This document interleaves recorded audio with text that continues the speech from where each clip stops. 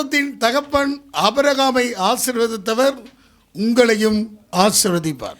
जैसे हमारे विश्वास के पिता अब्राहम को आशीष दिया वैसे वो तुम्हें भी आशीष देगा. ஆதியாகம புத்தகம் 24ஆம் அதிகாரம் 1வது வசனத்தை திருப்பிக் கொள்வோம். उत्पत्ति का किताब 24वां अध्याय में पहला वचन. ஆதியாகம புத்தகம் 24ஆம் அதிகாரம் 1வது வசனம். उत्पत्ति का किताब 24वां अध्याय में पहला वचन. ஆபிரகாம் வயது சென்று முதிர்ந்தவனானான். கர்த்தர் ஆபிரகாமை சகல காரியங்களிலும் ஆசீர்வதித்து வந்தார். अब्राहम अब वृद्ध हो गया था और उसकी आयु बहुत थी और यहोवा ने सब बातों में उसको आशीष दी थी. ஆபிரகாமை ஆசீர்வதித்த தேவன் अब्राहम को आशीष दिया हुआ परमेश्वर உங்களையும் என்னையும் இந்த காலை பொழுதிலே ஆசீர்வதிப்பாராக. इस सवेरे समय में तुम्हें और मुझे भी आशीष दे. மீண்டும் கரங்களை வைத்து ஸ்தோத்திரம் பண்ணுவோம். दोबारा हाथ उठाकर धन्यवाद करेंगे. धन्यवाद धन्यवाद धन्यवाद. கலாத்தியருக்கு எழுதின நிருபம் गलातियों को पत्री 3ஆம் அதிகாரம் 3रा अध्याय 7வது வசனத்தை எடுத்து வாசித்தால் 7 वचन.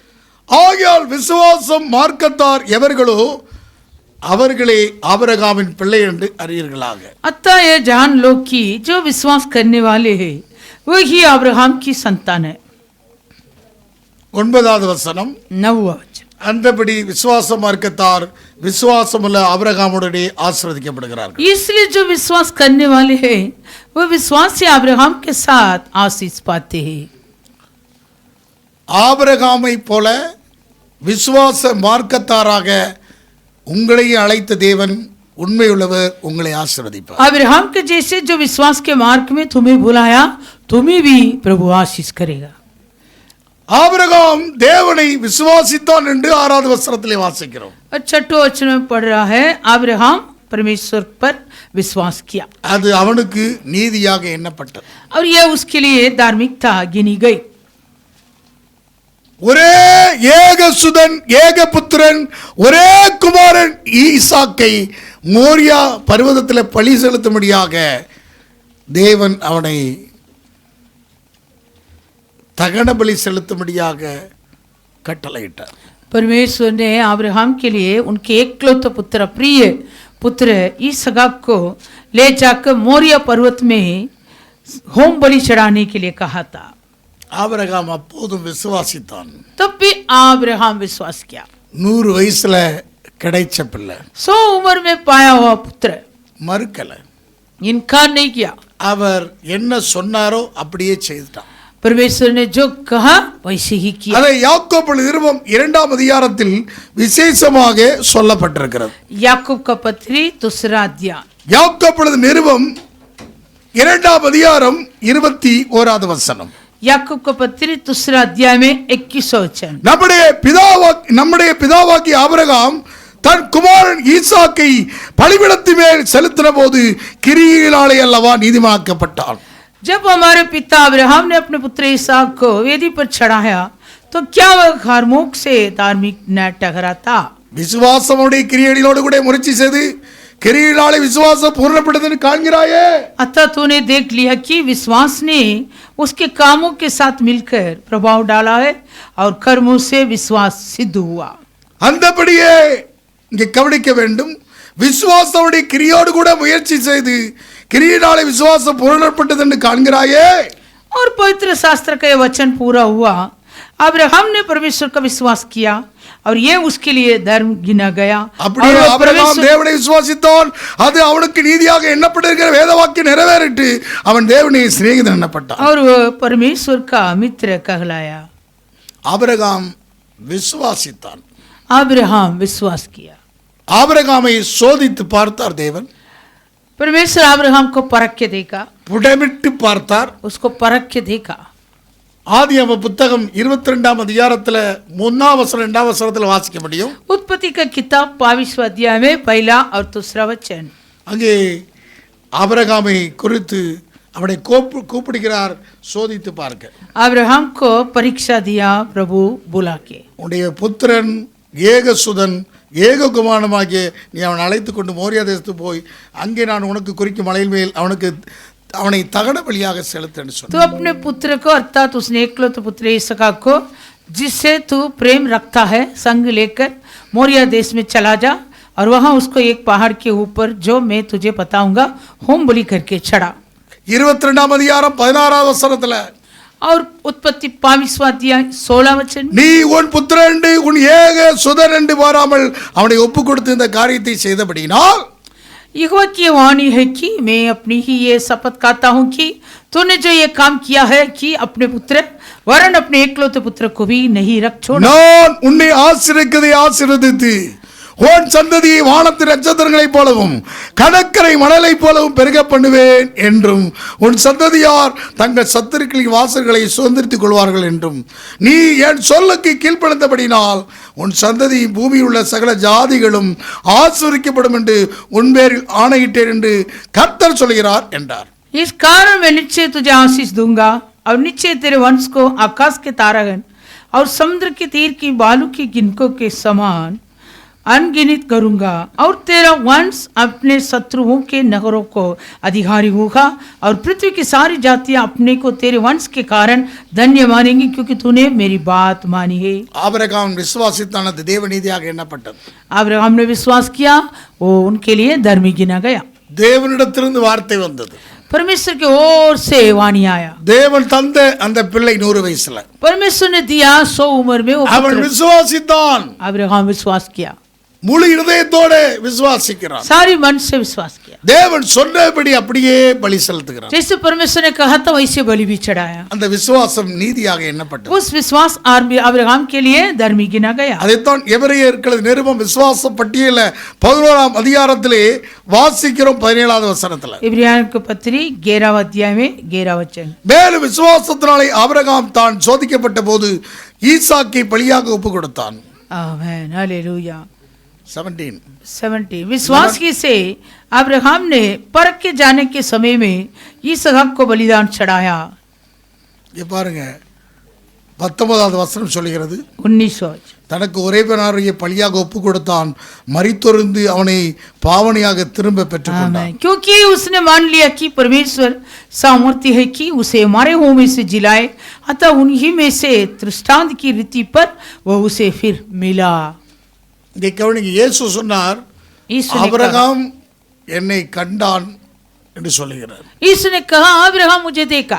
இங்கே கவனிக்க வேண்டும், सुनिए, பழைய ஏற்பாட்டு பரிசுத்தவான்கள் இயேசுவை முன்னடையாளமாக தேவனுடைய வார்த்தையை விசுவாசித்து அவர்கள் நீதிமாக்கப்பட்டவர்கள். पुराने नियम के पवित्र लोग परमेश्वर के वचन पर विश्वास रखकर यीशु को भी अपने मन में दर्शन देकर वो लोग आशीष पाए. அல்லேலூயா. हालेलुया.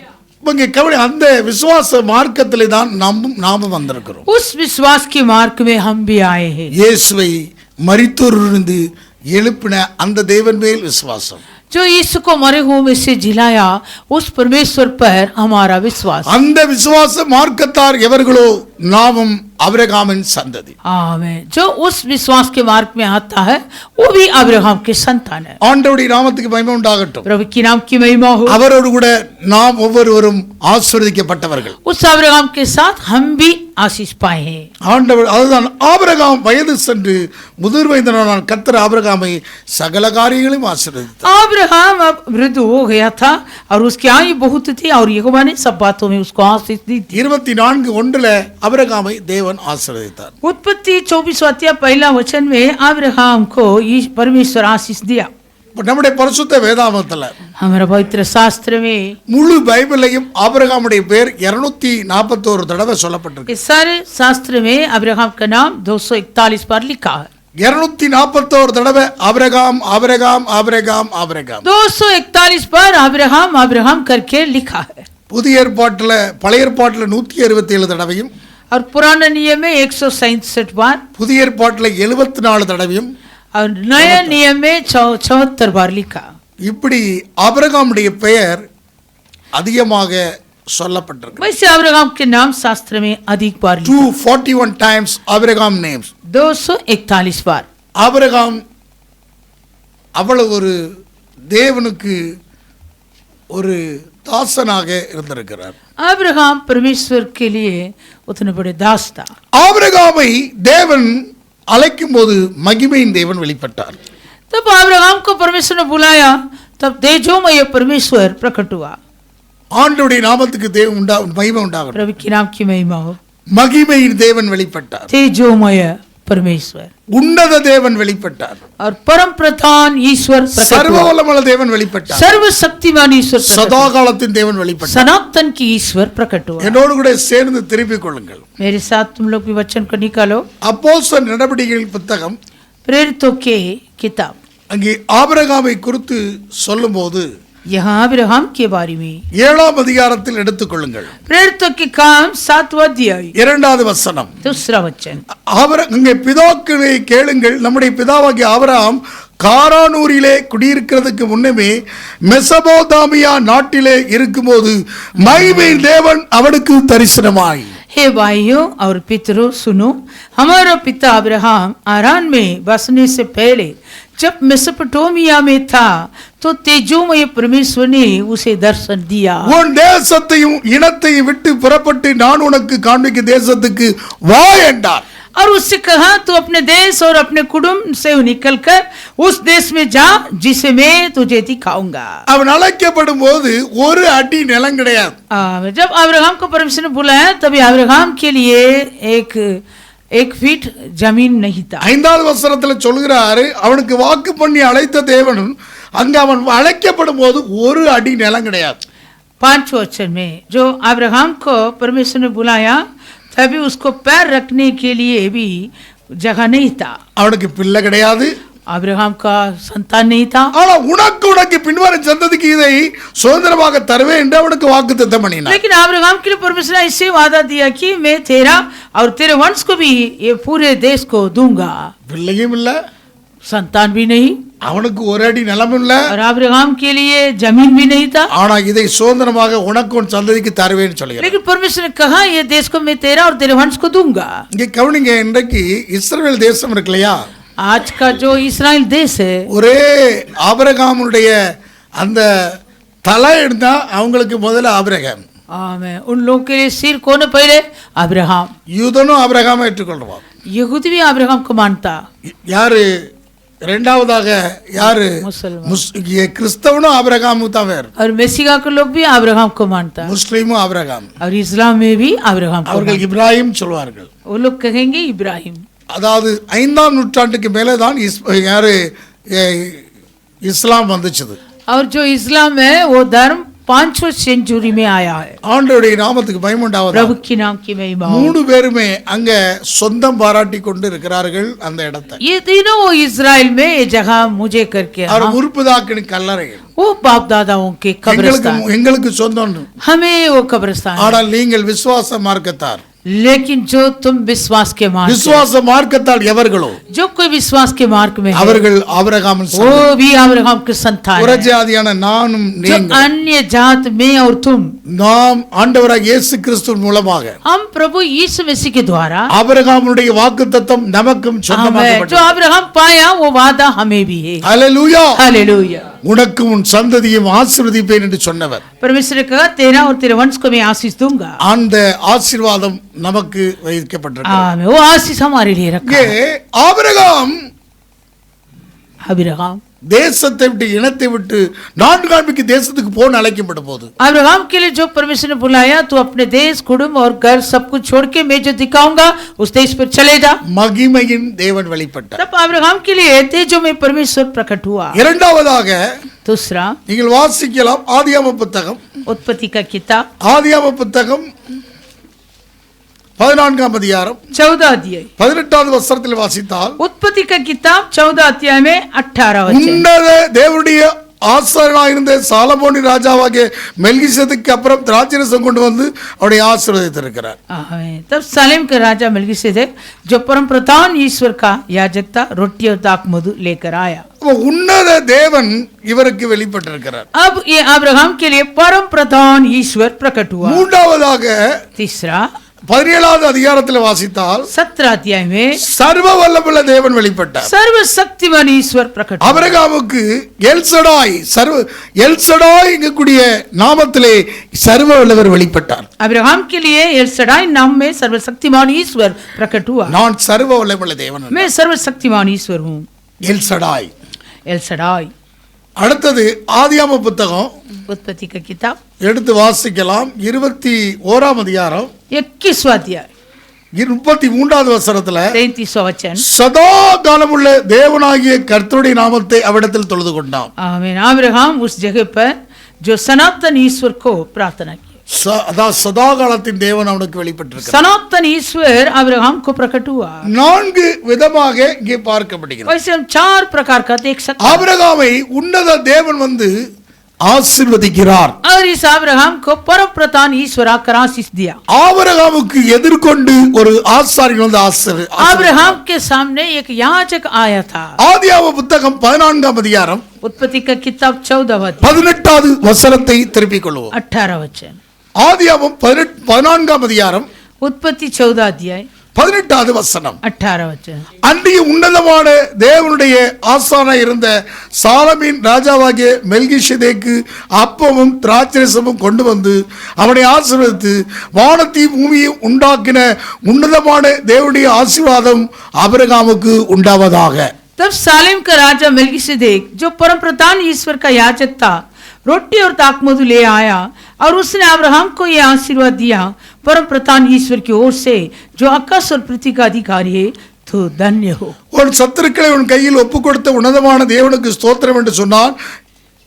और धन्य है परम प्रधान ईश्वर जिसने तेरे द्रोहियों को तेरे वश में कर दिया है। இவனுக்கு ஆபிரகாம் எல்லாவற்றிலும் தசபாகம் கொடுத்தான். तब अब्राहम ने उसको सब वस्तुओं का दशमांश दिया। ஆண்டவருடைய நாமத்துக்கு மகிமை உண்டாகட்டும். प्रभु की नाम की महिमा। உன்னத தேவன், परम प्रधान ईश्वर, அல்லேலூயா. हालेलुया। இவனை ஆசீர்வதிக்கிறதற்கு अब्राहम को आशीष देने के लिए மெல்கிசேதேக்குடைய ஆசாரியனை சாலமீன் ராஜா மெல்கிசேதேக்கு என்று சொல்லப்பட்டிருக்கிறது. सालोम की राजा मेलकिसेदेक याजक। இந்த மெல்கிசேதேக் என்பதற்கு அர்த்தம் என்ன? ये मेलकिसेदेक मतलब अर्थ क्या है? எபிரேயருக்கு நிருபம் इब्रानियों को पत्री, எடுத்துக்கொள்வோம். எபிரேயர் 7ஆம் அதிகாரத்தில் வாசிக்கலாம். इब्रानियों को पत्री 7वां अध्याय, எபிரேயருக்கு நிருபம் 7ஆம் அதிகாரம் इब्रानी 7 1-2 வசனங்களை எடுத்துக்கொள்வோம். पहला और दूसरा वचन को पढ़ें। எல்லாம் திருப்பிக் கொள்ளுங்கள். எபிரேயருக்கு நிருபம் इब्रानियों को पत्री 7ஆம் அதிகாரம் 7वां अध्याय 1-2 வசனம். पहला और दूसरा இந்த वचन। மெல்கிசேதேக்கு சாலமீன் ராஜாவும் உன்னதமான தேவனுடைய ஆசாரியமா இருந்தான். ராஜாக்களை முறியடித்து வந்த ஆபிரகாமுக்கு இவன் எதிர்கொண்டு போய் அவனை ஆசீர்வதித்தான். यह मेलकिसेदेक सालेम का राजा और परम प्रधान परमेश्वर का याजक सर्वदा याजक बना रहता है। जब अब्राहम राजाओं को मारकर लौटा जाता था तो इसी ने उससे भेंट करके उसे आशीष दी। இவனுக்கு ஆபிரகாம் எல்லாவற்றிலும் தசபாகம் கொடுத்தான். इसी का अब्राहम ने सब वस्तुओं का दशमांश இவருடைய दिया। முதற் பேராகிய மெல்கிசேதேக் என்பதற்கு நீதியின் ராஜா என்றும், ये पहले अपने नाम के अर्थ के अनुसार धर्म का राजा। மெல்கிசேதேக் என்பதற்கு அர்த்தம் என்ன? मेलकिसेदेक का क्या अर्थ है? நீதியின் ராஜா. धर्म का राजा। இன்னும் சாலமீன் ராஜா என்பதற்கு சமாதானத்தின் ராஜா என்று. और फिर सालेम अर्थात शांति का राजा, அப்ப நீதியின் ராஜா, धर्म का राजा, சமாதானத்தின் ராஜா, शांति का राजा। அவரை ஒரு ஆசாரியனாக உன்னதத்தின் மான தேவனுக்கு ஊழியஞ்செய்த ஆசாரியனாகவும் சொல்லப்பட்டிருக்கிறார். इसका ऐसे वर्णन में लिखा है परम प्रधान ईश्वर के लिए सेवा किया हुआ याजक है। ஆண்டவராக இயேசு கிறிஸ்து ஒரு பிரதான ஆசாரியராக நம்மை ஆசீர்வதிக்க நமக்கு வந்திருக்கிறார். और प्रभु यीशु मसीह भी एक प्रधान याजक बनकर हमें आशीष करने के लिए आया है। உன்னதத்தின் தேவனால் அனுப்பப்பட்டு நம்மை ஆசீர்வதிக்க அவர் வந்தார். परम प्रधान ईश्वर से भेजा गया हमें आशीष करने के लिए। ரோமருக்கு நிருபம் 14ஆம் அதிகாரத்தில் வாசித்தால், रोमियो को पत्री 14 अध्याय, ரோமருக்கு நிருபம் 14-17 வாசிக்கலாம். रोमियो 14वां अध्याय में 17 वचन। தேவனுடைய ராஜ்யம் புசிப்பும் குடிப்பும் அல்லது நீதியும் சமாதானமும் பரிசுத்தாவினால் உண்டாகும் சந்தோஷமாக இருக்கிறது. क्योंकि परमेश्वर का राज्य खाना पीना नहीं परंतु धर्म और मेल मिलाप और वो आनंद है जो पवित्र आत्मा से होता है। இவனினால் கிறிஸ்துவுக்கு ஊழியரும் தேவனுக்கு பிரியனும் மனுஷரால் அங்கீகரிக்கப்பட்டவனுமா இருக்கிறார். जो कोई इस रीति से मसीह की सेवा करता है वह परमेश्वर को पाता है और मनुष्य ग्रहण योग्य ठहरता है। அங்கே நீதியின் ராஜா, धर्म का राजा, சமாதானத்தின் ராஜா, शांति का राजा, பரிசுத்தாவினால் உண்டாகும் சந்தோஷமா இருக்கிறது. पवित्र आत्मा से होने वाले आनंद. இங்க கவனிங்க, திருத்துவ தெய்வத்தினுடைய நாமத்தை குறித்து பார்க்க முடியும். आमीन. त्रिएक परमेश्वर के नाम के, தேவனுடைய ராஜ்யம் புசிப்பும் குடிப்பும் அல்ல, நீதியும் சமாதானம் பரிசுத்தாவினால் உண்டாகும் சந்தோஷமா இருக்கு. परमेश्वर का राज्य खाना पीना नहीं, परंतु धर्म और मेल मिलाप और वह आनंद है जो पवित्र आत्मा से होता है. நீதியின் ராஜா, धर्म का राजा, சமாதானத்தின் ராஜா, शांति का राजा, அல்லேலூயா, हालेलुया, அந்த ஆசாரியராக ओ याजक, பரிசுத்தாவினால் உண்டாகும் சந்தோஷமா இருக்கிறது. आमीन, और पवित्र आत्मा से होने वाला அப்ப आनंद. இது திருத்துவ தெய்வத்தினால் அனுப்பப்பட்ட, ஆமென். உன்னத தேவனால் அனுப்பப்பட்டவர். ये जो परम प्रधान ईश्वर उस त्रिएक परमेश्वर के द्वारा भेजा गया. அதைத்தான் எபிரேயருக்கு 7ஆம் அதிகாரத்தில் நீங்கள் வாசிக்க முடியும். इब्रानी 7वां अध्याय, எபிரேயர்களது நிருபம் इब्रानी வேகமா எடுத்துக்கொள்வோம். 7ஆம் அதிகாரம் 7वां अध्याय, வாசிக்கலாம். 3வது வசனம். 3रा वचन. இவன் தகப்பனும் தாயும் வம்ச வரலாறும் இல்லாதவன், जिसका ना पिता ना माता ना वंशावली. மெல்கிசேதேக்கின் முறைமைப்படி ஆண்டவராகிய இயேசு பிரதான ஆசாரியரானார். आमीन. उस मलकीसिदक के नियत के अनुसार प्रभु यीशु भी प्रधान याजक बना. மெல்கிசேதேக்குனா யாரு? मलकीसिदक मतलब कौन? தகப்பனும் தாயும் வம்ச வரலாறு இல்லாதவன். इसका ना पिता ना माता ना वंशावली. திடீர்னு வாராரு வந்து ஆசீர்வதிக்கிறது. ये अचानक आ रहा है आशीष देने के. இவன் நாட்களில் துவக்கமும் ஜீவனும் முடிவும் உடைய, துவக்கமும் ஜீவனின் முடிவும் உடையவராயிராமல், जिसके दिनों का न आदि है और न जीवन का अंत है, தேவனுடைய குமாரனுக்கு ஒப்பானவனாய் என்னென்னைக்கும் ஆசாரியராக நிலைத்திருக்கிறான். परंतु परमेश्वर को पुत्र के स्वरूप ठहर कर वह सदा के लिए याजक बना रहता है. இவன் எவ்வளவு பெரியவனாய் இருக்கிறான் பாருங்கள். अब इस पर ध्यान करो कि वह कैसे महान था. கோத்திரத்தின் தலைவனாகிய ஆபிரகாம் முதலாய் கொள்ளையிடப்பட்ட பொருட்களை இவனுக்கு தசமாக கொடுத்தான். जिसको कुलपति अब्राहम ने लूट के अच्छे से अच्छे माल का 10वांश दिया. ஆண்டவருடைய நாமத்துக்கு மகிமை உண்டாகட்டும். प्रभु की नाम की महिमा. இங்கே ஆசீர்வதிக்க வந்தவன் யார்?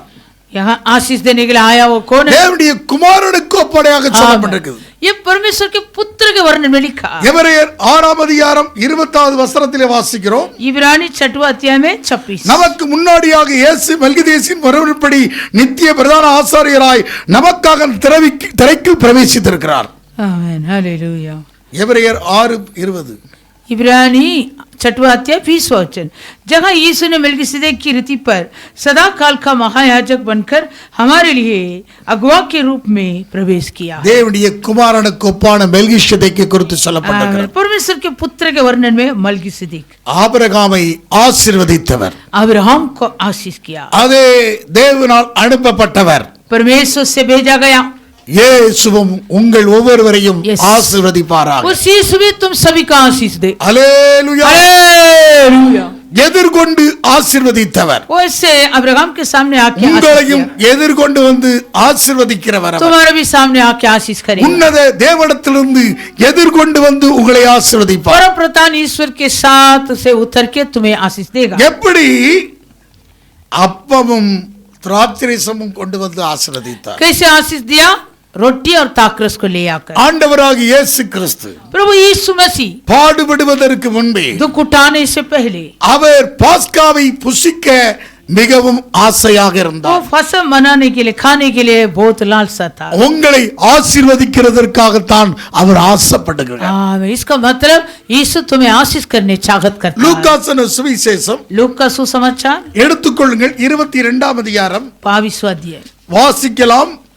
14-15 வசனங்களை வாசிக்கலாம். 14 और 15 வேலை வந்தபோது அவரும் அவருடைய கூட 12 அப்போஸ்தலரும் பந்தி இருந்தார்கள். जब घड़ी आ पहुंची तो वो प्रेरितों के साथ भोजन करने बैठा. அப்பொழுது அவர் அவர்களை நோக்கி, நான் பாடுபடுவதற்கு முன்னே உங்களோட கூட இந்த பஸ்காவை புசிக்க மிகவும் ஆசையா இருந்தேன். और उसने उनसे कहा, मुझे बड़ी लालसा थी कि तुक भोगने से पहले ये फसह तुम्हारे साथ खाओ. பாடுபடுவதற்கு முன்னே, मैं तुक भोगने से அவர் पहले, பாடுபடுவதற்கு முன்பே பஸ்காவை ஆசரிக்க அவர் ஆசையாக இருந்தார். यीशु तुक भोगने से पहले फसह मनाने के लिए बड़ी लालसा रखा था. பஸ்கா என்றால் என்ன? फसह मतलब क्या? பஸ்கா என்றால் என்ன? फसह मतलब क्या? யாத்திராம புத்தகத்தை நீங்கள் திருப்பிக் கொள்ளுங்கள். निर्गमन के पुस्तक, யாத்திராம புத்தகம் निर्गमन வேகமா எடுத்துக்கொள்ளுங்கள். 12ஆம் அதிகாரத்தில் வாசித்தால் 12वां अध्याय அங்கே 5வது வசனத்துல 5वां वचन, அந்த ஆட்டுக்குட்டி பழுதற்றும் ஆணும் ஒரு வயதுலுமாக இருக்க வேண்டும், செம்மறியாவது வெள்ளாடாவது அதை தெரிந்து கொள்ளலாம்.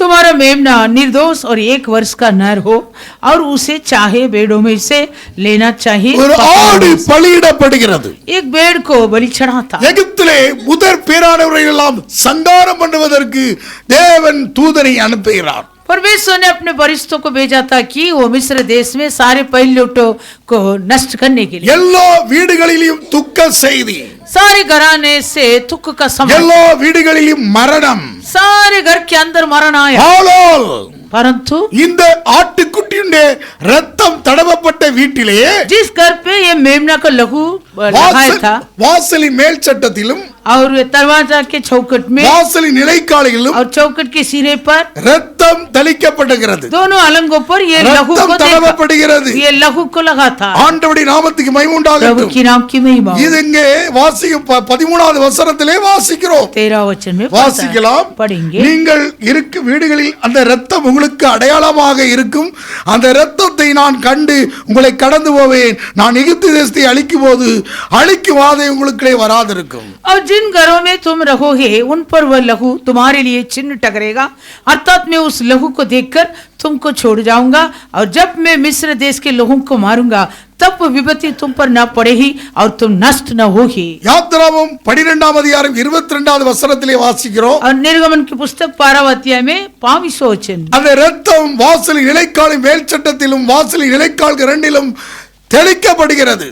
आमीन. वो लहू ऐसे वो चौखट के सिरे और दोनों अलंगों पर लगाता है. 23 சொல்கிறது, 23 கர்த்தர் எகிப்திலே அதம் பண்ணுகிறதற்கு கடந்து வருவார், நிலையில் மேற்சட்டத்திலும் வாசல் நிலைக்கால்களில் இரண்டிலும் அந்த இரத்தத்தை காணும்போது கர்த்தர் சங்காரனை உங்கள் வீடுகளில் உங்களை அதம் பண்ணுகிறதற்கு வரவிட்டாமல் வாசப்படி விலகி கடந்து போவார். 23 क्योंकि यहोवा देश के बीच होकर मिस्रियों को मारता जाएगा, इसलिए जहाँ जहाँ वो चौखट के सिरे और दोनों अलंगों पर उस लहू को देखेगा, वहाँ वहाँ वो उस द्वार को छोड़ जाएगा और नाश करने वाले के तुम्हारे घरों में मारने के लिए न जाने देगा.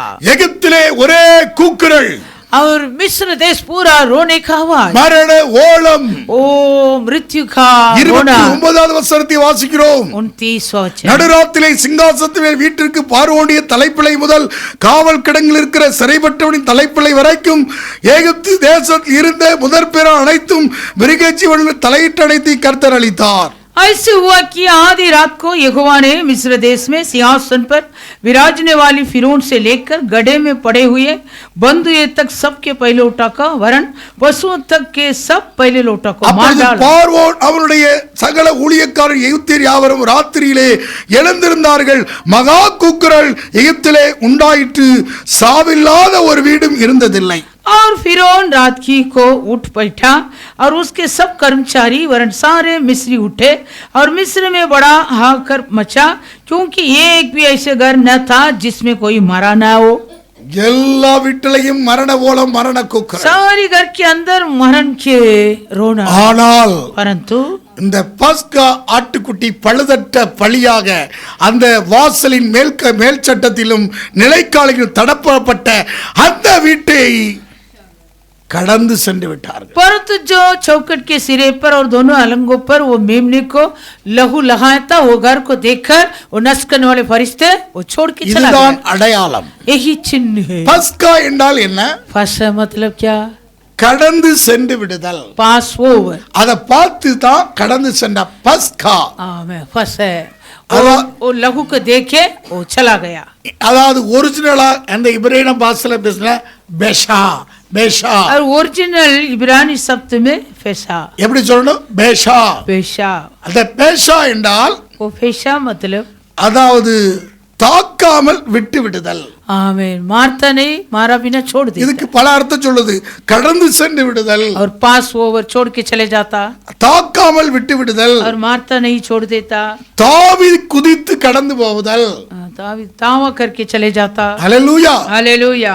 இப்படிப்பட்ட அர்த்தத்தை சொல்லப்பட்டிருக்கிறது. वैसे अर्थ में लिखा। அப்போ இந்த வீட்டில மட்டும் மரணம் கிடையாது. आमें जो लघु लगाया था उस घर के अंदर मरण नहीं था। பழுதற்ற பலி, निर्दोष बलि। என் ஆண்டவராகிய இயேசு கிறிஸ்து मेरे प्रभु यीशु मसीह உங்களுக்காக எனக்காக तुम्हारे लिए और मेरे लिए பழுதற்ற பலியாக निर्दोष बलिदान के रूप में நமக்காக பலி செலுத்தப்பட்டிருக்கிறது. हमारे लिए बलि चढ़ाया गया। முழு உலகத்தின் பாவங்களை சுமந்து தீர்க்கிற தேவ ஆட்டுக்குட்டியாக ओ सारी जगत के पापों को उठाने वाले परमेश्वर के मेमना। எபிரேயருக்கு நிருபம் इब्रानी के पत्री எடுத்து வாசிக்கலாம். எபிரேயர் 9ஆம் அதிகாரம் इब्रानी 9वां अध्याय 14வது வசனம்.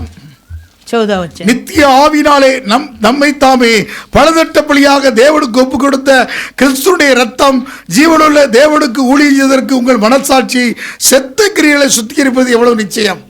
तुम ऐसी का लघु जिसने अपने आप को सनातन आत्मा के द्वारा परमेश्वर के सामने निर्दोष चढ़ाया, तुम्हारे विवेक को मरे हुए कामों से क्यों न शुद्ध करेगा, ताकि तुम जीवित परमेश्वर की सेवा करो।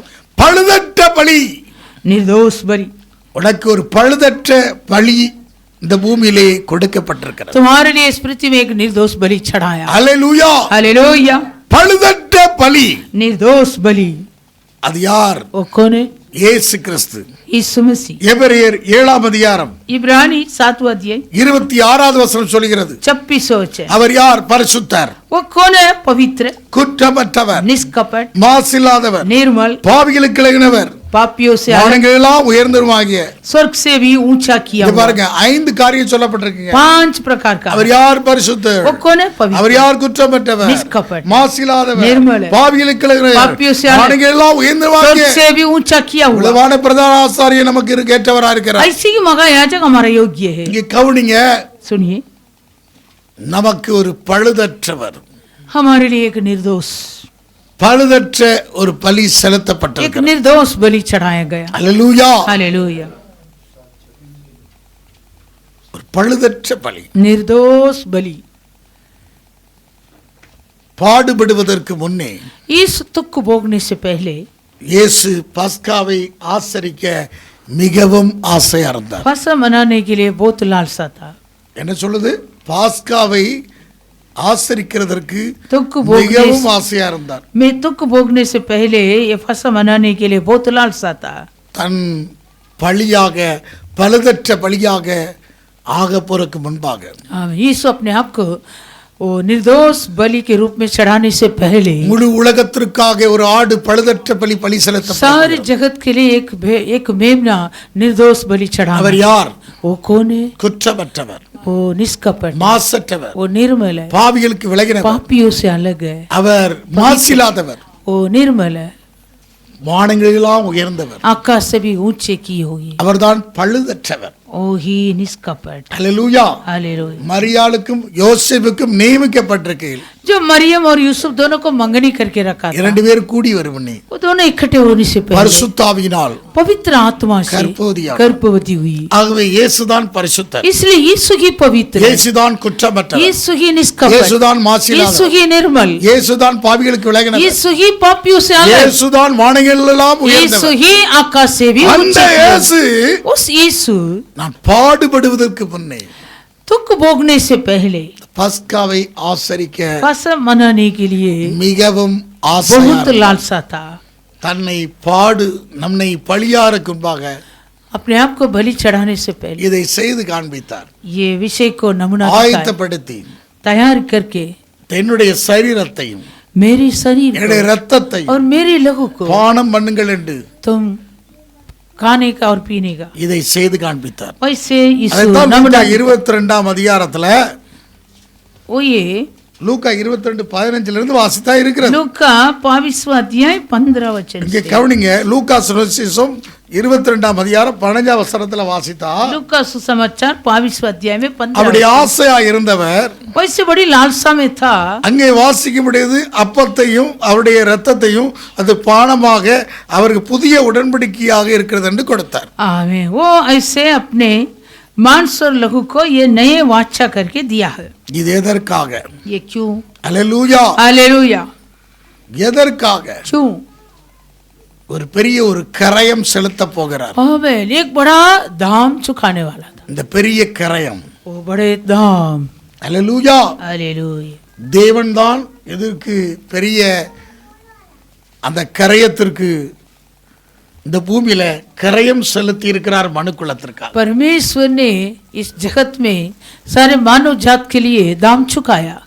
அதாவது பழுதற்ற ஒரு ஆடு கரையம் செலுத்தப்பட்டது பாஸ்காக்கு. एक निर्दोष मेमना फसह के रूप में बलि चढ़ाया गया। அது போல பிதாவாகிய தேவன் पिता परमेश्वर இந்த முழு உலகத்திற்கு इस सारे जगत के लिए சபையை அவர் கூட்டுவதற்காக कलीसिया को इकट्ठा करने के लिए அவர் ஒரு பழுதற்ற பலியாக கரையம் செலுத்தினார் தேவன். पिता परमेश्वर ने एक निर्दोष बलि चढ़ा के दाम चुकाया। அதை நினைவு கூறும்படியாக தான் பஸ்காவை ஆசரிக்க ஆசையாக இருந்தார். उस विषय को स्मरण करने के लिए यीशु ये फसह मनाने के लिए लालसा रखा था। அப்போஸ்தலர் 20ஆம் அதிகாரம் प्रेरितों 20 28வது வசனத்தை வாசிக்கலாம். प्रेरितों 20 अध्याय में 28 वचन। அப்போஸ்தலர் நடபடிகள் 20ஆம் அதிகாரம் 28வது வசனம். प्रेरितों 20 अध्याय में 28 वचन। ஆகையால் உங்களை குறித்தும் தேவன் தம்முடைய சுய ரத்தத்தினாலே சம்பாதித்துக் கொண்ட தமது சபையை மேய்ப்பதற்காக பரிசுத்தாய் உங்களை கண்காணி வைத்த மந்தை முழுவதை குறித்து எச்சரிக்கையாயிருங்கள். इसलिए अपनी और पूरे झुंड की चौकसी करो जिसमें पवित्र आत्मा ने तुम्हें अध्यक्ष ठहराया है कि तुम परमेश्वर की कलीसिया की रखवाली करो जिसे उसने अपने लहू से मोल लिया है। இங்க பாருங்க, தேவன் தம்முடைய சுய ரத்தத்தினாலே சம்பாதித்துக் கொண்ட சபை, परमेश्वर अपने लहू से मोल लिए हुए கரையம் செலுத்தின கரையத்துக்கு உரிமையாளர் யார்? பிதா. तो दाम चुकाया, वो दाम का मालिक कौन है? पिता, தேவன் தான். परमेश्वर। தேவனுடைய குமாரனை கரையம் செலுத்தினார். परमेश्वर अपने पुत्र को दाम चुकाया। இந்த பூமியிலே அன்பு வைத்தார் அவர். परमेश्वर इस पृथ्वी पर प्रेम रखा।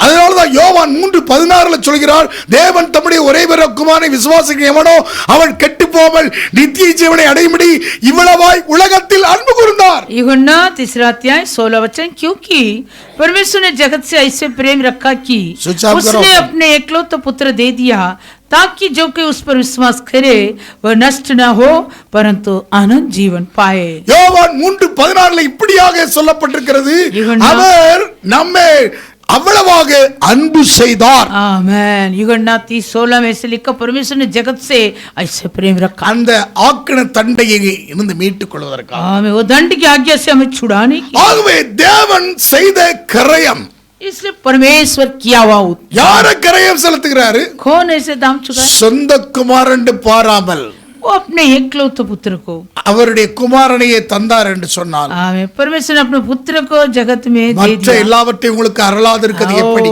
और बाकी सब हमारे लिए क्यों न देगा?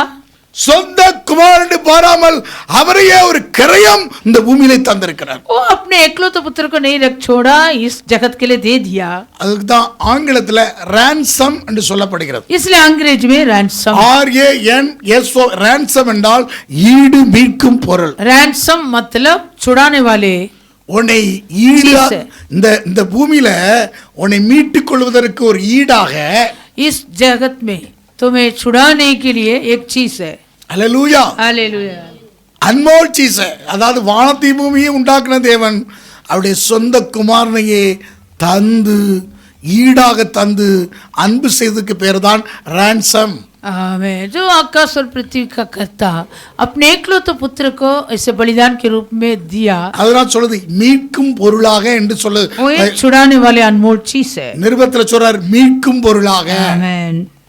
அப்போ அதான் वही रैंसम, ஆங்கில பேப்பர்ல ransom சொல்ற ஈடு மீட்கும் பொருள். आमेन, छुड़ाने वाली चीज। அப்ப இங்க பாருங்க, தேவன் நம்மை மீட்டுக் கொள்வதற்கு, நம்மை ஆசீர்வதிக்கிறதுக்கு அவர்தான் கரையம் செலுத்தி இருக்கிறார். हमें छुड़ाने के लिए, हमें आशीष करने के लिए परमेश्वर இந்த ने दाम உலகத்துல चुकाया। உங்களுக்கு யாரும் கரையம் செலுத்த முடியாது. इस जगत में तुम्हारे लिए और कोई दाम नहीं யாரும் चुकाया, கரையம் செலுத்தவில்லை. कोई दाम नहीं चुकाया। உங்க அப்பாவோ அம்மாவோ தாத்தாவோ சந்ததியாவோ யாரு கரையம் செலுத்தி ஒருவனை ஆசீர்வதிக்க முடியாது. ना तुम्हारा माँ, तुम्हारा पिता और तुम्हारे संतान से कोई भी दाम नहीं चुकाया।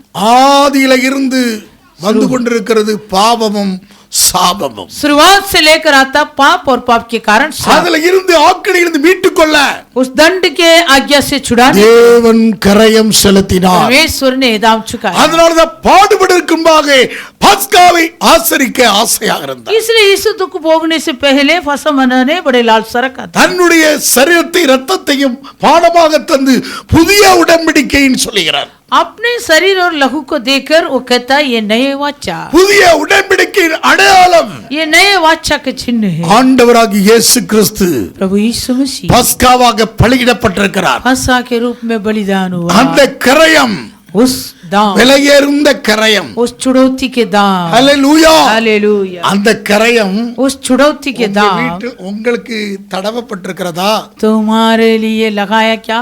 மேல் சட்டத்திலும் வாசலின் चौखट के सिरे மேல், पर அது இரண்டு और சட்டத்திலும் दोनों अलंगों पर உன்னுடைய ஆவி ஆத்மா சரீரத்தில் तुम्हारे प्राण आत्मा शरीर நீங்க पर தான் ஆலயமா இருக்கிறீங்க. तुम ही मंदिर நீ है, தான் ஆலயம். तुम ही मंदिर தடவப்பட்டவன் लगाया நீரே हुआ உனக்குல வந்துறார் தேவன். तुम्हारे अंदर आ வான जाए. உனக்கு சிங்காசனம், आकाश उसका பூமி सिंहासन, அதற்கு பாதபடி. पृथ्वी उनका पाँव எவ்வளவு तले. பெரிய கோயிலை கட்ட முடியும்? तू उस परमेश्वर के लिए कितने बड़े मंदिर बनाएगा? உனக்குள் வருகிறார், वो तेरे अंदर இந்த आता है, ஆலயத்துக்குள்ள इस வருகிறார். मंदिर पर आता है. நீங்களே தேவனுடைய ஆலயமா तो இருக்கிறீங்க. ही पवित्र मंदिर है தேவனுடைய ஆவி உங்களுக்கு வாசமா और இருக்கிறது. परमेश्वर आत्मा तुम्हें அறியாது वास करता இருக்கிறா? है. क्या तू नहीं जानते क्या? ஒருவன் தேவனுடைய ஆலயத்தை கெடுத்தா நான் கெடுக்கிறேன். यदि कोई परमेश्वर को मंदिर को नष्ट करेगा तो मैं तुम्हें நீங்களே नष्ट அந்த करूंगा. ஆலயம், तुम ही वो मंदिर, அது நீங்கள் தான் அந்த பரிசுத்தம் உள்ளது. तू ही वो पवित्र है. 1 யோவான் 3:16 வாசிக்கிறோம். पहला यूहन्ना पत्री तीसरा अध्याय, 1 யோவானுக்கு நிருபம் 3ஆம் அதிகாரம் 16 வாசிக்கிறோம். पहले यूहन्ना की पत्री तीसरा अध्याय 16 और 17 वचन.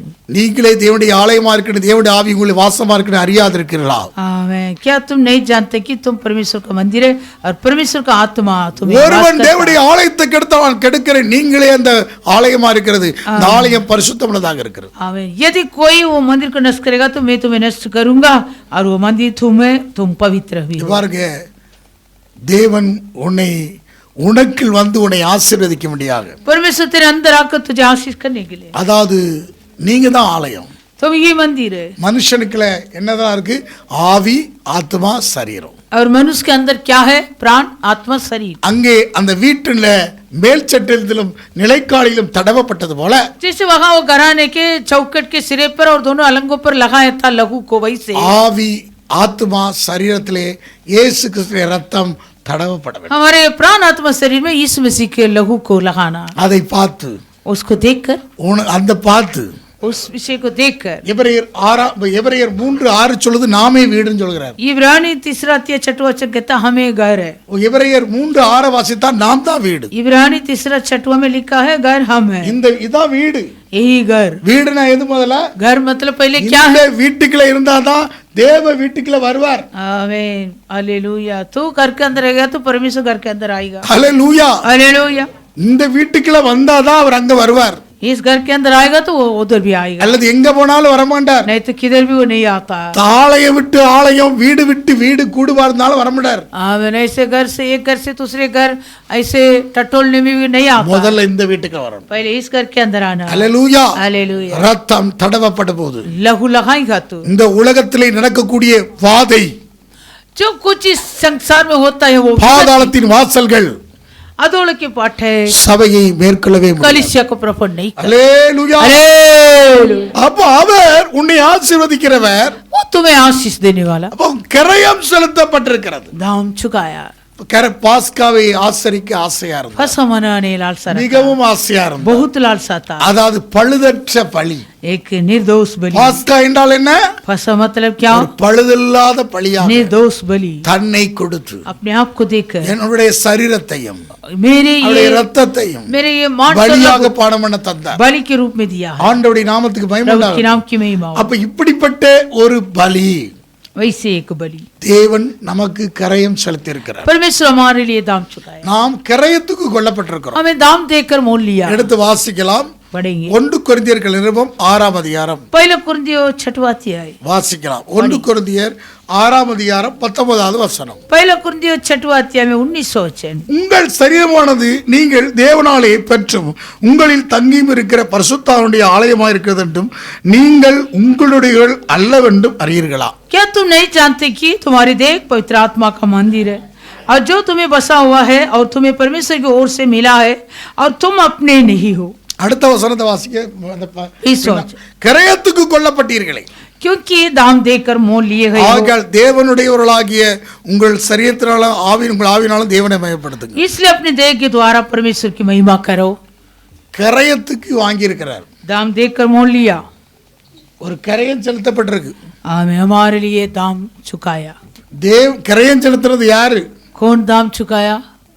தெய்வம் நமக்கு கரையம் செலுத்தி இருக்கிறார். परमेश्वर हमारे लिए दाम चुकाया। கரையத்துக்கு கொல்லப்பட்டீர்களே, दाम देकर मोल लिए गए हो। நீங்க உங்களுடையவர்களா? क्या तुम अपना है? நீங்க உங்களுடையவர்கள் அல்ல, तुम अपना नहीं। கரையம் செலுத்தி இருக்கிறார் ஒரு உங்கள் மேல. आमीन। एक जन तुम्हारे लिए दाम चुकाया। கரையத்துக்கு உங்களை வாங்கி இருக்கிறார். तुम्हें अभी दाम देकर मोल लिया, அவர்தான் கரையம் செலுத்தி இருக்கிறார். ओ ही दाम चुकाया। அங்கே ரோமர்கள் நிருபத்திலே நீங்கள் வாசிக்க முடியும் 8ஆம் அதிகாரத்தில். रोमियो 8वां अध्याय, ரோமர்கள் நிருபம் 8ஆம் அதிகாரம் रोमियो 8वां अध्याय அதாவது 3வது வசனத்துல வாசித்தா तीसरा वचन। எடுத்துக்கலாம். ரோமர் 8ஆம் அதிகாரம் 3ஆம் வசனம். रोमियो 8 में அது எப்படி மாம்சத்தினால பலவீனத்தை நியாயப்பிரமாணம் செய்யக்கூடாததை தேவனே செய்யும்படிக்கு நம்முடைய குமாரனை பாவமஸ்தத்தின் சாயலாகவும் பாவத்தை போக்கும் வழியாக அனுப்பி மாம்சத்திலே பாவத்தை ஆக்கினைக்குள்ளாக தீர்த்தார். क्योंकि जो काम व्यवस्था शरीर के कारण दुर्बल होकर न कर सकी उसको परमेश्वर ने किया, अर्थात अपने ही पुत्र को पापमय शरीर की समानता में और पाप बलि होने के लिए भेजकर शरीर में पाप पर दंड की आज्ञा दी। ஆகவே தேவனே செய்யும்படிக்கு परमेश्वर ने किया। पानी में डालना है. हालेलुया. हालेलुया। देखिए தேவனே செய்கிறார். அவர் யார் செய்கிறார்? परमेश्वर ने किया। அல்ல யார் செய்கிறா? கரையம் கரையை யார் செய்தார்? தேவனே दाम செய்கிறார். कौन चुकाया? परमेश्वर ने किया। தேவன் கரையம் செலுத்துகிறார். परमेश्वर दाम चुकाया। கரையம் செலுத்துறதுனா அவன் இங்க பெல் அடிச்சுக்கிட்டு அங்க अभी मैं वचन से दाम चुका रहा हूँ, वहाँ बेल। பிரசங்கம் பண்ணிக்கிட்டு இருப்பேன், मैं जीवन ஏசியை போட்டு வச்சுட்டு मैं एसी लगा के जीवन देकर मैं संदेश देता हूँ। கரையம் செலுத்தி தான் இங்க ஆலயம் கட்டி இருக்கேன். दाम चुका कर ही ये मंदिर को भी बना। கரையம் செலுத்தி தான் இங்க ஜெபம் செய்து கொடுத்துட்டு இருக்கிறோம். दाम चुका करे यहाँ संदेश भी அப்ப இந்த देता। கரையத்தை சரியாக பயன்படுத்திக் கொள்ளணும். मैं जो दाम तुम्हारे लिए चुका रहा है बराबर यूज करो। நாங்க முன்னால சுவிசேஷம் அறிவிக்க போவோம், हम पहले सुसमाचार सुनाने जाता था, தெரு தெருவாக அறிவிக்க போவோம். हर एक गली गली जाएंगे। இங்க கவனிங்க, सुनिए, புதிய ஏற்பாடு கேட்பாங்க, नए नियम मांगेंगे, அல்லது பைபிள் கேட்பாங்க, बाइबल मांगेंगे, அல்லது கேஸ்பெல் பாக்கெட்ல ஒரு 10 12 அதுல புக் இருக்கும் கேஸ்பெல் பாக்கெட்ல. नहीं तो इससे गैस्पेल पैकेट में 10 या 12 किताब रहेगा। அதாவது சும்மா கொடுத்தனா வாங்கிட்டு அப்படியே தூக்கி போட்டுருவாங்க. वैसे देगा तो लेंगे, பைபிள छोड़ देंगे। பைபிளை வாங்கிட்டு बाइबल को लेंगे वैसे रख देंगे। அதனால 1 ரூபா வாங்குவோம். इसलिए हम 1 रुपया लेंगे, அப்பதான் அவனுக்கு தெரியாலே 1 ரூபா கொடுத்து வாங்கியிருக்கேன். तभी उनको मालूम होता अच्छा मैं 1 रुपया दे के लिया है। அதனால 1 ரூபா கொடுத்து 1 रुपया देकर கொடுத்துட்டு 1 ரூபா வாங்குவோம். हम लोगों किताब को दे के 1 रुपया இது लेंगे। பெரிய விஷயம் கிடையாது. ये तो बड़ा विषय नहीं। எதற்காக அந்த வாங்குவோம்னு சொன்னா क्यों ऐसे दाम चुका रहा है? அவனுக்கு அந்த கரையம் தெரியும். वो दाम के बारे में वो समझ पाना। ஏன் தேவன் வனாந்தரத்துல போஷித்தார்? கரையம் தெரியும் இல்லாம சாப்பிட்டான். और परमेश्वर जंगल में खिलाया, वो लोग को दाम के बारे में समझ भी ना खाया था। இறைச்சியும் சாப்பிட்டான், मांस भी खाया, கரையம் இல்லாம சாப்பிட்டாங்க. मैं कुछ भी उसका मन में समझ भी ना खाया। கரையம் தெரியுமா? ஜெனிசனுக்குலாம் கரையம் தெரியுமா? जेनिसन को दाम के बारे में मालूम है? ஹல்லேலூயா. हालेलुया। கரையம் ஒவ்வொருக்கு கரையம் இருக்கு. हर एक विषय को दाम चुकाना पड़ेगा। இங்க இருக்கிற ஒவ்வொரு பொருளுக்கும் கரையம் இருக்குங்க. यहाँ जो एक एक चीज है हर एक के ऊपर दाम है। பிள்ளைகளுக்கு கொசு கடிக்க கூடாது அங்க பாருங்க, அதுவும் வாங்கி வச்சிருக்கு. बच्चे लोग के लिए मच्छर नहीं काटना करके देखिए वो भी लगाया ला। கரையம் செலுத்தி தான் எல்லாம் இருக்கு. हर एक विषय को दाम चुकाना। எங்க கிடைக்குதுன்னு பார்த்து தேடி கண்டுபிடிச்சு வாங்க வேண்டியது. कहाँ मिलता है ढूंढ के लेना है। இங்க பாருங்க, ஹோட்டல்ல தான் போட்டிருப்பான், நம்மளும் போட்டிருக்கு. होटल में डालता है लगाता, अभी हम भी लगा। பார்த்திருக்கோம், ये लाइट को हम कहाँ देखा? ஹோட்டல்ல பார்த்திருப்போம். होटल में। ஈ கொசு வராதுக்கு. हमें कुछ मक्खी और मच्छर नहीं आना। இப்ப கரையம் ஒவ்வொன்றும் கரையம் செலுத்தி இருக்கு. हर एक विषय के लिए दाम चुका। சும்மா பளபளப்பா இருக்கணும் இந்த உட்கார்ந்துட்டு போறதுக்காக இல்ல. वैसे मलमल को देखकर आके बैठने के लिए नहीं। நல்லா தொடச்சு நல்லா பாய் விரிச்சு நல்லா சுத்தமா வச்சு கரையம். अच्छा सब कुछ पोछा मार के चटाई बिछा के दाम है। இருக்கிறது போலயே இருந்துட்டு இருக்குது போல நினைக்க கூடாது. उसी दिन जैसे था वैसे अभी भी ऐसे नहीं सोचना। நல்லா அப்படியே தான் இருக்குங்க. सब कुछ ऐसे है। கரையம் செலுத்தி கொண்டே இருக்கிறோம். दाम चुका रहा है। ஹல்லேலூயா. हालेलुया। கரையம் दाम கரையம் செலுத்தணும். दाम चुका है। உபவாசம் ஒரு கிரயம், उपवास भी एक दाम है। காலையில 5 மணிக்கு ஜெபம் ஒரு கிரயம், सवेरे 5 बजे प्रार्थना भी एक दाम है। 3 நேரம் ஜெபம், 3 बार प्रार्थना, உபவாசம், उपवास, இதெல்லாம் கிரயம். ये सब दाम है। இந்த தேவன் கிரயம் செலுத்தியிருக்கார். परमेश्वर दाम चुका है। எப்படி அந்த ரோமர்கள் நிருபத்துல வாசித்தோ எப்படி போய் சொன்னப்பட்டிருக்குது? रोमियो में ரோமர் 8ஆம் அதிகாரத்துல வாசித்தோம். रोमियो 8:3 8:3 அவரே தாமே செஞ்சார் அந்த கிரயத்தை. परमेश्वर ने किया இப்ப வேற யாரும் செய்ய முடியாது. और कोई नहीं कर सकता। முழு உலகத்தையும் பெரிய அவளை வேற இழுக்கணும்னா செய்ய முடியுமா? क्या सारे जगत के मानव जात को खींचना वो आसान बात है क्या? ஒரு பிள்ளையே நடத்த முடியல. एक बच्चे को अगुवाई करने नहीं। முன்னாலாம் 10 வருட ஜென்மத்துக்கு இப்ப ஒரு பிள்ளைய வளர்க்கறதுக்கு என்ன பாடுபடுறா? पहले 10-12 को आसान बात है, लेकिन अभी एक बच्चे को சமாளை பாத संभालने அங்கே கவனிக்கணும். அவ்வளவு கிரயம். उतना दाम இப்ப தேவன் அவ்வளவாக தேவனே செய்தாராம். परमेश्वर ने किया, அதுதாங்க கிரயம். वो ही दाम। அதனாலதான் அங்க சொல்றாரு, அங்க அப்போஸ்தலர் 20:28 அவர் தேவன் தம்முடைய சுய ரத்தத்தினாலே சம்பாதித்து கொண்ட சபை. इसलिए प्रेरित 20:28 में लिखा, प्रभु अपने बहुमूल्य लहू से मोल लेकर दाम देकर मोल लिया हुआ कलीसिया। அது யார் செய்த கிரயம்? वो कौन किया वो दाम? தேவன் செய்த கிரயம். परमेश्वर किया हुआ दाम। அப்ப தேவன் ஒரு கிரயம் செலுத்தி இருக்கிறார். परमेश्वर दाम चुकाया। அந்த வேல்யூவேஷன் தெரியுதா நமக்கு?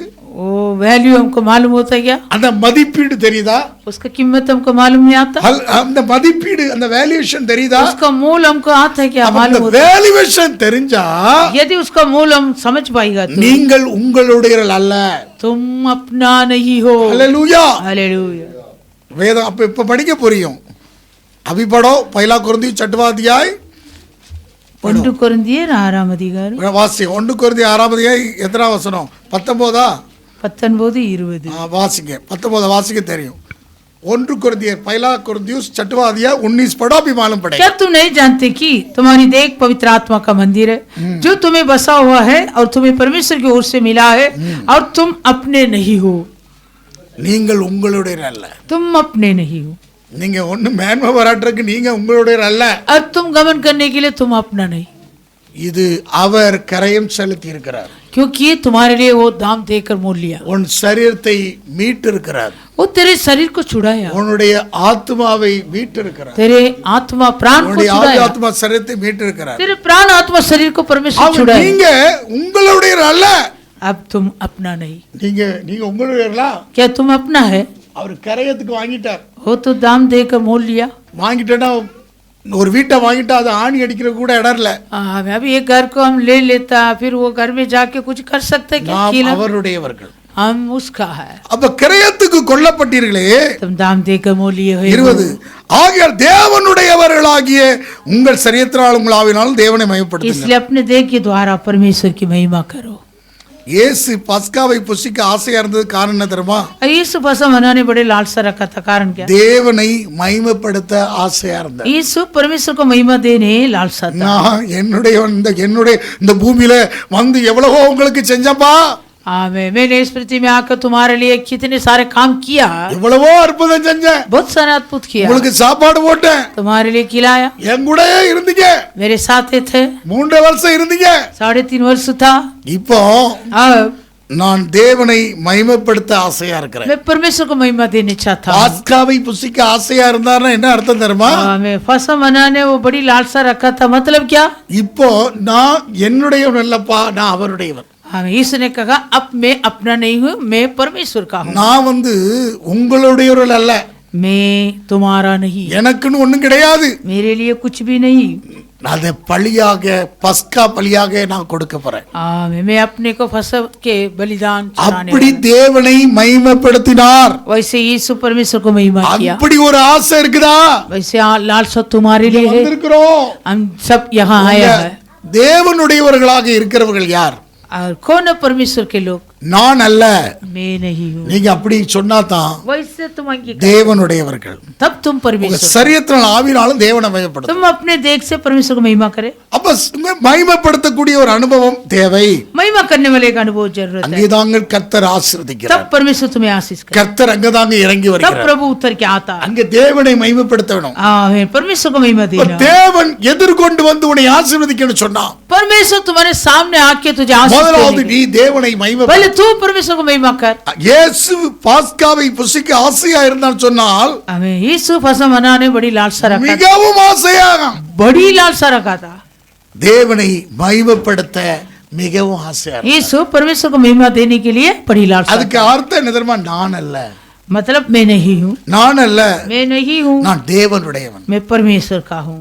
நான் அல்ல, मैं अपना नहीं, இந்த நான் அல்ல, मैं अपना नहीं, நான் தேவனுடையவன். मैं परमेश्वर का हूँ. கிறிஸ்து தேவனுடையவன். मसीह परमेश्वर का. என்னுடைய சரீரம், मेरा ये என்னுடைய देह, ரத்தத்தையும் मेरा ये நான் लहू தருறேன். मैं देता இது हूँ, தேவனுடையவன். लेकिन ये परमेश्वर. அதனால தான் தேவன் சுய ரத்தத்தினாலே சம்பாதித்துக் கொண்ட சபை. इसलिए वचन कहता है परमेश्वर अपने लहू से मोल लिए हुए कलीसिया. அவரே செய்தார், परमेश्वर ने किया, தேவனே செய்தாருங்க. परमेश्वर ने किया. அப்படிப்பட்ட ஒரு அனுபவத்துல ऐसे अनुभव में கிரயத்துக்கு கொல்லப்பட்டிருக்கிறோம். दाम देकर मोल लिए அப்ப गए. தேவன் உங்களை கிரயம் செலுத்தி இருக்கிறார். परमेश्वर तुम्हारे लिए दाम चुकाया. கிரயம் செலுத்தி சம்பாதிச்சிருக்கிறார். ओ दाम देकर मोल लिया. அப்ப கிரயம் செலுத்தி சம்பாதித்த சபை जो दाम देकर मोल लिए हुए कलीसिया, உங்களின் ஆவியாத்மா சரீரத்திலே அவரை மகிமைப்படுத்தும். तुम अपने प्राण आत्मा देख உங்க से उसको சரீரத்தாலும் महिमा करो. ஆவினாலும் தேவனை மகிமைப்படுத்தணும். तुम अपने देह के द्वारा परमेश्वर की महिमा करो.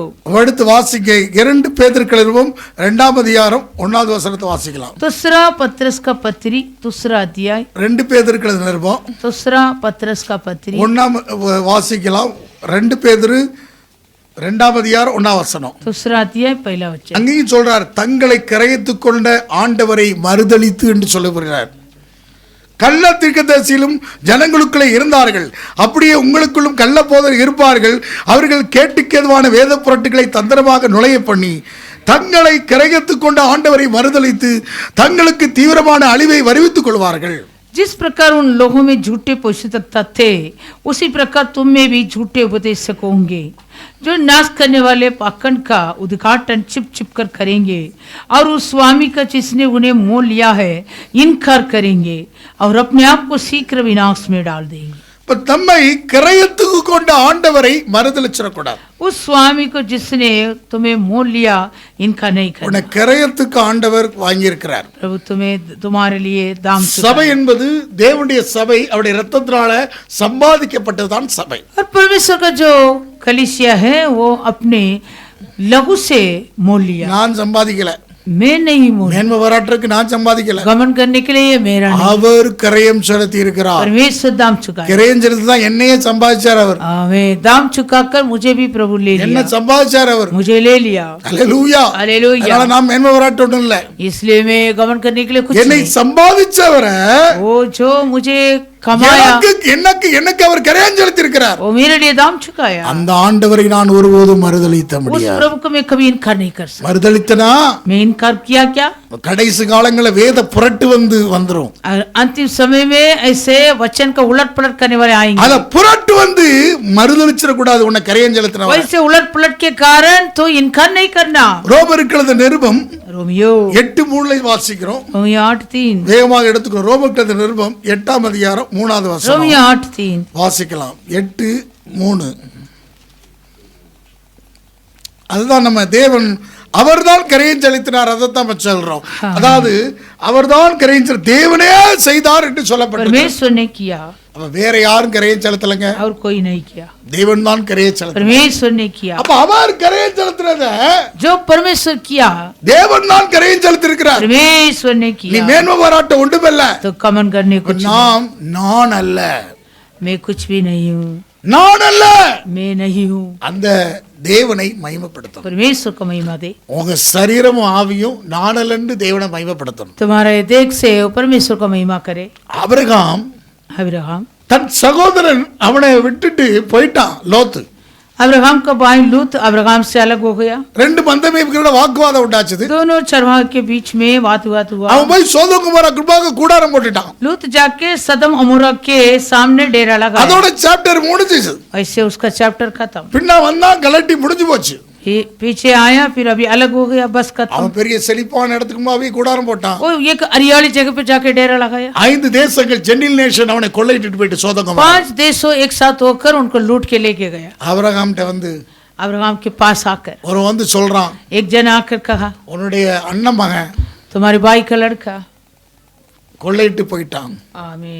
बंधुआ में लेके गया। அவனை சிறைபிடிச்சு கொண்டு போயிட்டாங்க. उनको बंद करके लेके கேட்ட गए। உடனே ये सुनकर 318 பேரோட வந்து யுத்தம் பண்ணுகிறான். अब्राहम 318 लोग के साथ आकर युद्ध किया। நீங்க படிக்க அந்த 14ஆம் அதிகாரத்துல வீட்டை போய் வாசிங்க. उत्पत्ति 14 अध्याय पे जाके எல்லாரையும் திரும்ப கொண்டு வந்துட்டான். वो सभी को अब्राहम वापस लेकर आया। அந்த வேளையில தான் उसी समय எதிர் கொண்டு வந்தார் மெல்கிசேதேக். सामने आया था अब्राहम के सामने मेल्किसेदेक। அப்பமும் ரசமும் கொண்டு வந்தார். वो ताकरस और रोटी को लेकर आया।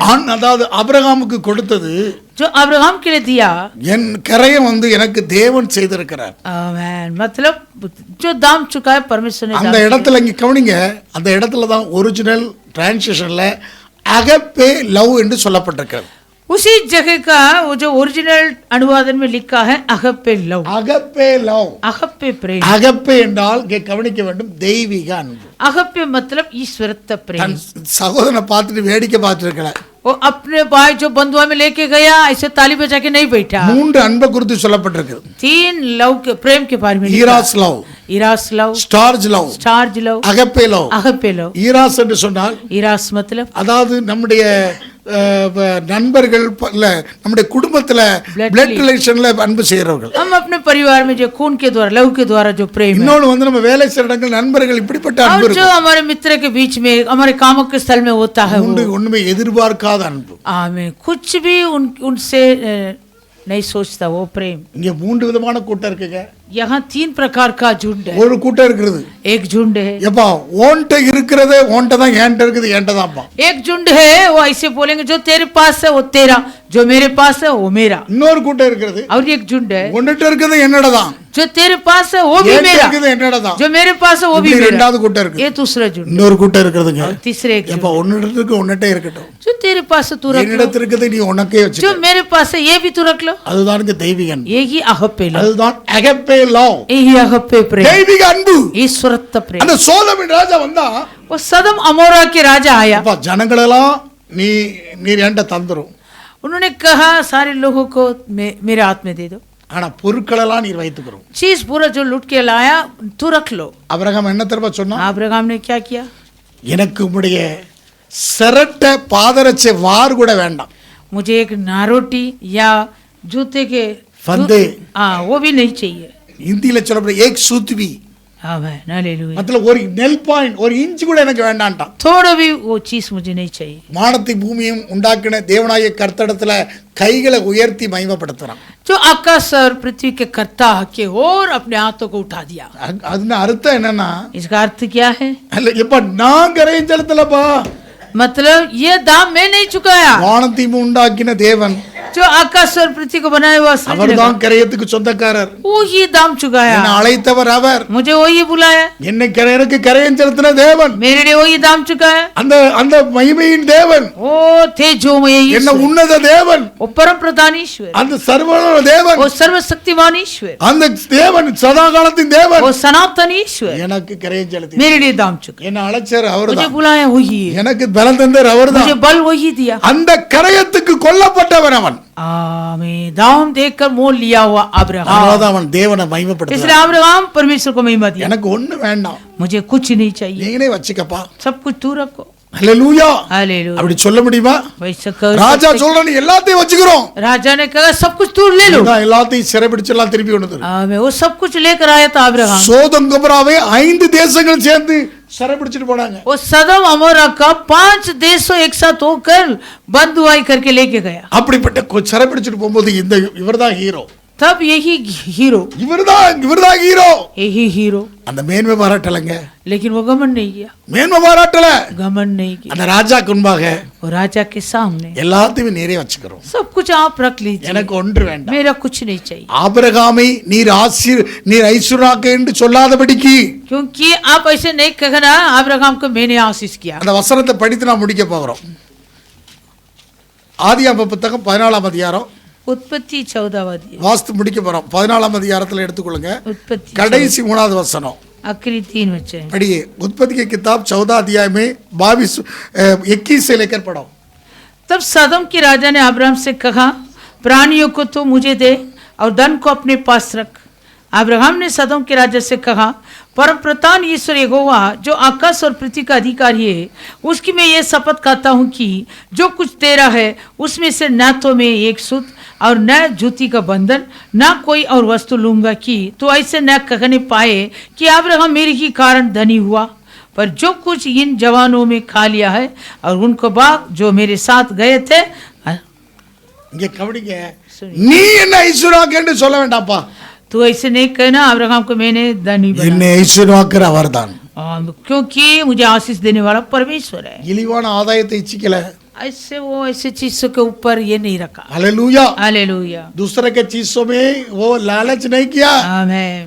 இங்கே கவனிங்க, தேவனை மகிமைப்படுத்துகிறான். अब्राहम परमेश्वर को महिमा। வானத்தை பூமி உண்டாக்குன தேவனுக்குள்ள சரண்டர் ஆட்ட கையை உயர்த்தி, अब्राहम अपने आकाश और पृथ्वी के कर्ता के और अपने हाथ उठा के सरेंडर हो गया। அதனால தான் தேவன் அவனை எதிர்கொண்டு ஆசீர்வதிக்கிறார். इसलिए वो मलकीसेदक आके उनको आशीष दिया। இயேசுவை கல்லறையை எதிர்கொண்டு மரித்தொருந்து உயிரோடு எழுப்ப பண்ணின தேவன் அவர். आमीन। यीशु को मरे हुए से जिला हुआ परमेश्वर है। இங்க பாருங்க, இயேசுடைய மரணத்தை எதிர்கொண்டு தேவன் ஆசீர்வதிக்கிறார். आमीन। यीशु के मरण में भी वैसे सामने आकर उनको जिलाया, மரித்தொருந்து உயிரோடு எழுப்பினார். मरे हुए में से जिलाया। தேவன் உன்னையும் ஆசீர்வதிக்க முடியும். वैसे प्रभु तुम्हें भी आशीष। இயேசுடைய பெரிய ஆசீர்வாதம் என்ன? यीशु का सबसे बड़ा आशीष क्या? உயிர்த்தெழுதல். जी उठना। தேவன் எதிர்கொண்டு வந்தார். परमेश्वर आया यीशु के அதற்கு सामने। காரணம் என்ன? कारण क्या? தேவனை மகிமைப்படுத்துகிறார். यीशु भी परमेश्वर को महिमा நான் किया। தேவனுடையவன். मैं परमेश्वर का அப்ப இங்க கவனி, கிரயத்துக்கு கொல்லப்பட்டீர்களே, दाम देकर मोल लिए है, தேவனுடையவர்களாகி நீங்கள் इसलिए जो तुम परमेश्वर का है, ஆவினாலும் மாம்சத்தினாலும் தேவனை மகிமைப்படுத்து. तुम्हारे देह के द्वारा परमेश्वर को ही महिमा நீங்கள் करें। தேவனை எப்படி மகிமைப்படுத்துறீர்கள்? तुम परमेश्वर को कैसे महिमा சும்மா करते? ரெண்டு பாட்டு பாடி கைத்தட்டா மகிமைப்பட்டதா? ऐसे दो गीत गाकर ताली बजाएगा तो महिमा हो जाता है இங்க क्या? வந்துட்டா மகிமைப்பட்டுறாமா? यहाँ आने से महिमा होता है क्या? உன் ஆவினாலும் உன்னுடைய சரீரத்தினாலும் ஆத்மாவிலே அவரை மகிமைப்படுத்தும். तेरे प्राण आत्मा शरीर से उनको महिमा करें। நான் தேவனுடையவன், मैं परमेश्वर का हूँ, நான் தேவனுடையவன், मैं परमेश्वर का हूँ, நான் அல்ல என்று சொல்லுவோம். मैं नहीं हूँ। हालेलुया। हालेलुया। அப்ப நீங்க நான் சொல்லி மேன்மை பாராட்ட வேண்டாம். हम मैं करके हम गमन नहीं நீங்கள் करें। உங்களுடைய அல்ல, तुम अपना नहीं हो, இந்த சரீரம் யாருடையது? तुम्हारा ये शरीर किसका? அவருடையது.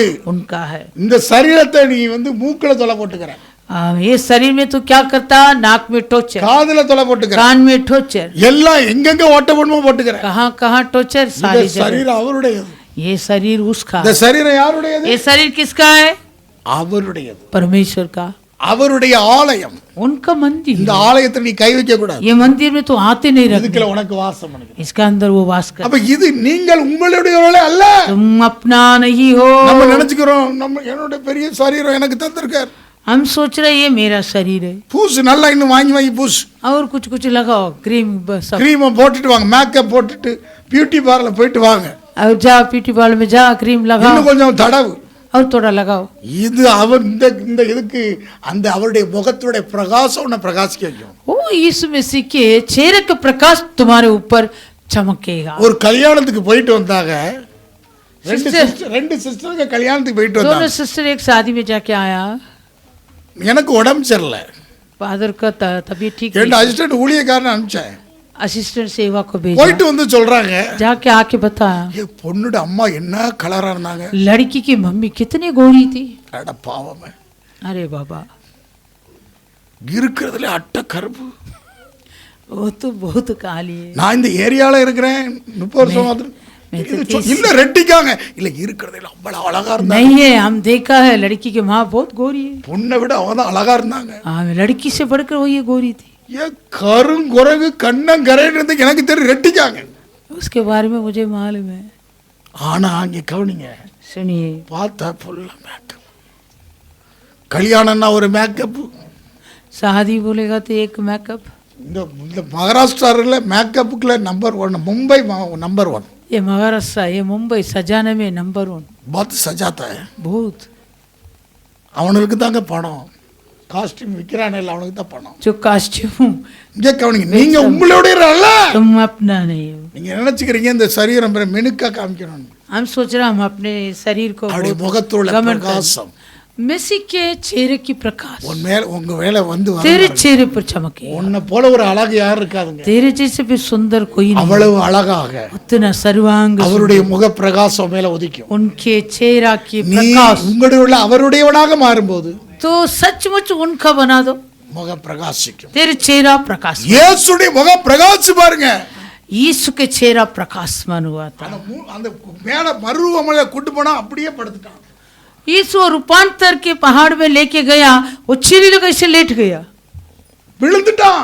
चेहरा को देखकर அவ்வளவு பிரகாசம். उतना प्रकाश। அல்லேலூயா. हालेलुया। அப்படி தேவன் உன்னை பிரகாசிக்க வைப்பார். वैसे प्रभु तुमको भी चमके, உங்களை அழகாக வைப்பார். तुम सर्वांग सुंदरी बनी। நீங்கள் கருப்பாக இருந்தாலும் அழகா இருக்கிறீர்கள். तुम काली तो है फिर भी तुम सुंदर है। ஆண்டவருடைய நாமத்துக்கு மகிமை உண்டாகட்டும். प्रभु के नाम की महिमा। அதனால நீங்க இதுக்கு போட்டுட்டு கரையை செலுத்தாதீங்க. इसलिए तुम क्यों दाम चुका?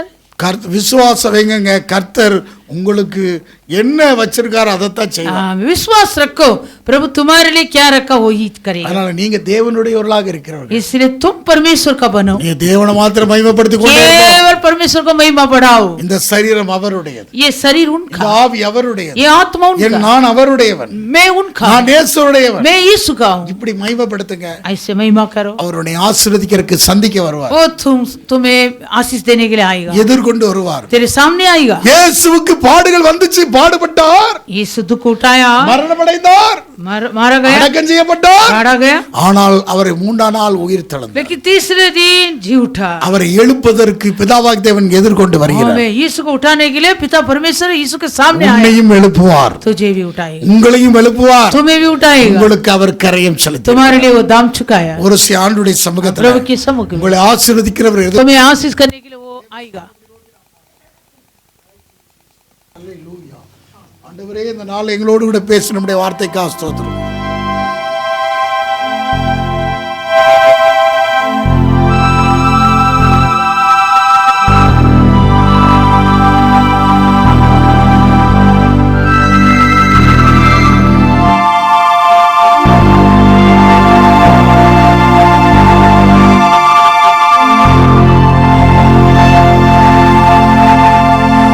हमको किसी का अब तो डर नहीं है,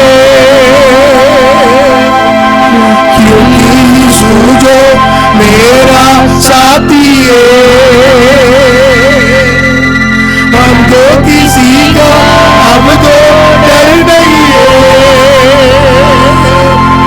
क्योंकि यीशु जो मेरा साथी है। यीशु है सच कन्हैया, उसके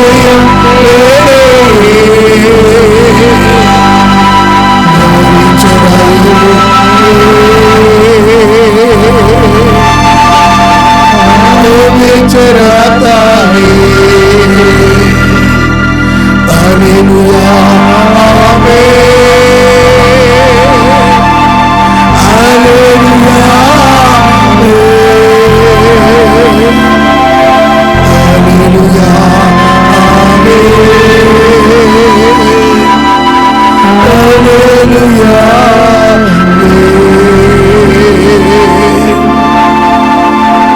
मार्गों में मेरी रक्षा वो करता है, शैतान के हाथों से हमें छुड़ाता है। मार्गों में मेरी रक्षा वो करता है, शैतान के हाथों से हमें छुड़ाता है। यीशु सच्चे गडरिया उसके मेरी चराइयों में चराता है। सभी हाथ उठाकर எல்லாரும் கரங்களை உயர்த்தி हालेलुया